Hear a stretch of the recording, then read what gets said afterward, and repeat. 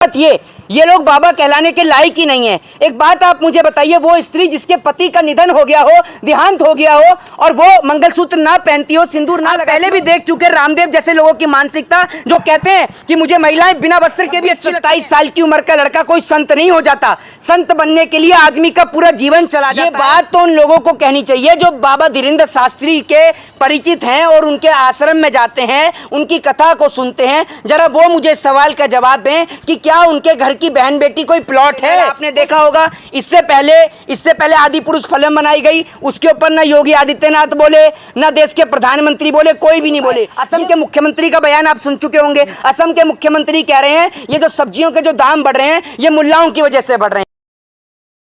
Sir, एक बाबा है धीरेन्द्र शास्त्री, वो कह रहे हैं कि जो लड़कियां मंगलसूत्र नहीं पहनती हैं और सिंदूर नहीं लगाती हैं वो खाली प्लॉट है। उन्होंने लड़कियों को प्रॉपर्टी बोल दिया है। क्या समझते हैं इस पूरे मामले में? देखिए, एक बात मैं आपको बता दूं, सबसे पहले तो ऐसे बाबाओं के ऊपर मुकदमा दर्ज होना चाहिए। दूसरी बात ये लोग बाबा कहलाने के लायक ही नहीं है। एक बात आप मुझे बताइए, वो स्त्री जिसके पति का निधन हो गया हो, देहांत हो गया हो, और वो मंगलसूत्र ना पहनती हो, सिंदूर ना लगाती हो, तो मतलब वो खाली प्लॉट है?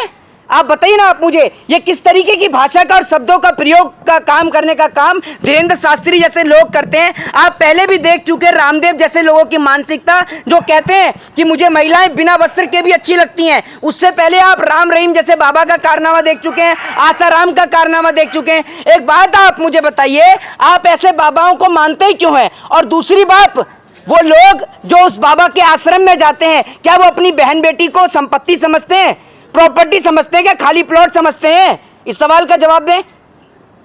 लेकिन वो एक संत है, उनकी भाषा इस तरह की देख रहे हैं आप। अरे सर, एक बात मैं आपको बता दूं, 26-27 साल की उम्र का लड़का कोई संत नहीं हो जाता। संत बनने के लिए आदमी का पूरा जीवन चला जाता है, और तब कहीं जाकर उसको ईश्वर की भक्ति प्राप्त होती है, और तब जाकर वो संत बन पाता है। 26-27 साल की उम्र में जो है ना, लोग पढ़ लिख कर इस देश का और इस देश के तिरंगे का नाम रोशन करने का काम करते हैं, और जो इस देश में कुछ नहीं कर पाता वो बाबा बन जाता है। 26-27 साल का लड़का, आप क्या समझ रहे हैं बाबा बन गया वो है? उसके पास इतनी सिद्धियां आ गई, इतनी सारी सिद्धियां आ गई कि वो भगवान से बात कर रहा है।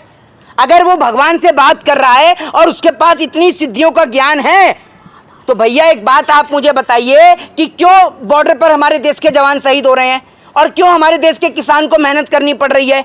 वो खुद अनाज पैदा करके दे दे अपने जादू से। वो सनातन धर्म को बचा रहे हैं, वो सब हिंदू मजबूत कर रहे हैं। वो हमारे घर की बहन बेटी को आप खाली प्लॉट कहें और आप हमारे धर्म को बचा रहे हैं? अगर मैं आपके घर की बहन बेटी को प्लॉट कहूं तो आप क्या कहेंगे? आपको अच्छा लगेगा सुनने में? ये बात तो उन लोगों को कहनी चाहिए जो बाबा धीरेन्द्र शास्त्री के परिचित हैं और उनके आश्रम में जाते हैं, उनकी कथा को सुनते हैं। जरा वो मुझे सवाल का जवाब दें कि क्या उनके घर की बहन बेटी कोई प्लॉट है, कोई संपत्ति है क्या? हमारे घर की तो नहीं है भैया। अगर आप लोग मानते हैं, क्योंकि आप लोग धीरेन्द्र शास्त्री को मानते हैं, तो आपके घर की बहन बेटी है क्या? किसी भी हिंदू संगठन ने या महिला आयोग ने इस पर विपत्ति नहीं जताई, आपत्ति नहीं जताई। अरे भैया, क्यों जताएंगे?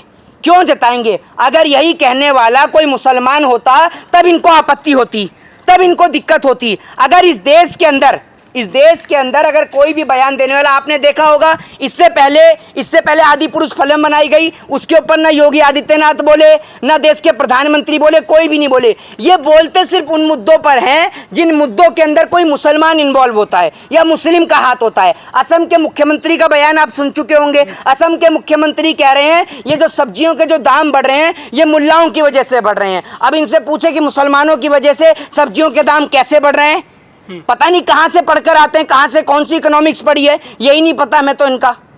लेकिन जो लाखों लोग जाते हैं, महिला जाती हैं, वो ताली बजा रही थी और खुश हो रही थी इस पूरे मामले में, भी तो विरोध नहीं जताया उन्होंने। अरे भैया, खुश तो लोग जब भी हो रहे थे, जब रामदेव वहाँ देवेंद्र फडणवीस की वाइफ भी बैठी हुई थी, जब वो वहां पर कह रहा था कि मुझे तो महिलाएं बिना कपड़ों के भी अच्छी लगती हैं, लोग तो तब भी खुश हो रहे थे और तब भी तालियां पीट रहे थे। राम रहीम का और आसाराम का जब प्रोग्राम होता था तब भी लोग हंसते थे और तालियां भी पीटते थे। जब इनकी सच्चाइयां सामने आई तब जाके लोगों का इनके ऊपर से ध्यान हटा।